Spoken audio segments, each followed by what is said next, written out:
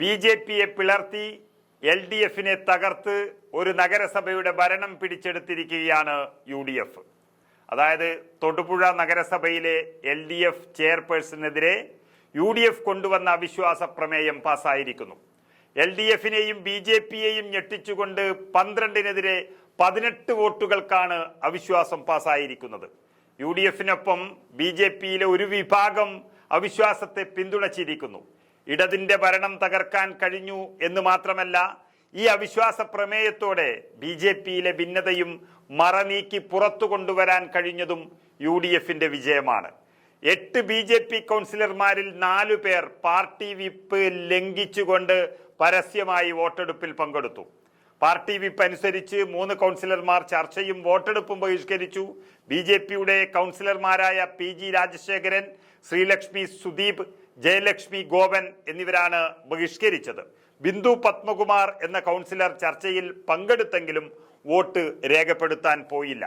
മറിച്ച് ജിതേഷ് ഇഞ്ചക്കാട്ട്, TS രാജൻ, കവിത വേണു, ജിഷ ബിനു എന്നീ കൗൺസിലർമാരാണ് party whip പരസ്യമായി ലംഘിച്ചുകൊണ്ട് വോട്ടെടുപ്പിൽ പങ്കെടുത്തതും UDFിനെ അനുകൂലിച്ചതും.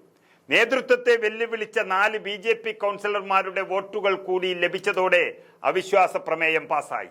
സത്യത്തിൽ BJP UDF സഖ്യം എന്ന് പറയാൻ കഴിയാത്ത ഒരു അവിശ്വാസ പ്രമേയമെന്ന് ഇതിനെ പറയേണ്ടി വരും. കാരണം BJPയുടെ പിന്തുണ UDFിന് ഉണ്ടായിരുന്നില്ല, നൽകാൻ പാടില്ല എന്ന് അവർക്ക് പാർട്ടി വിപ്പ് നൽകിയിരുന്നു.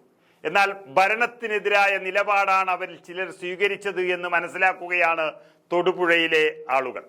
നഗരസഭ അധ്യക്ഷക്കെതിരെ 14 അംഗങ്ങൾ ഒപ്പിട്ട് നേരത്തെ തന്നെ നോട്ടീസ് നൽകിയിരുന്നു.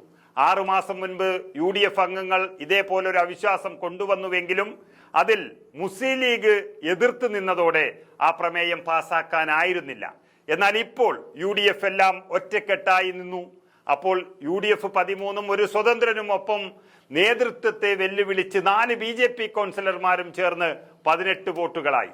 LDF 12-ൽ ഒതുങ്ങി.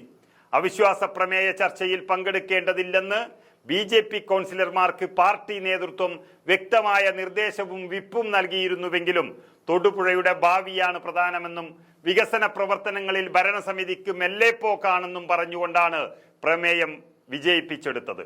അങ്ങനെ മാസങ്ങൾക്ക് മുൻപ് മുസ്ലിം ലീഗിന്റെ ഒരു നിസ്സഹരണം കൊണ്ട് വിഷമത്തിലായ UDFിന് ഇരട്ടി മധുരം സമ്മാനിക്കുന്നത് തൊടുപുഴയിലെ ഇന്നത്തെ വിജയമാണ്.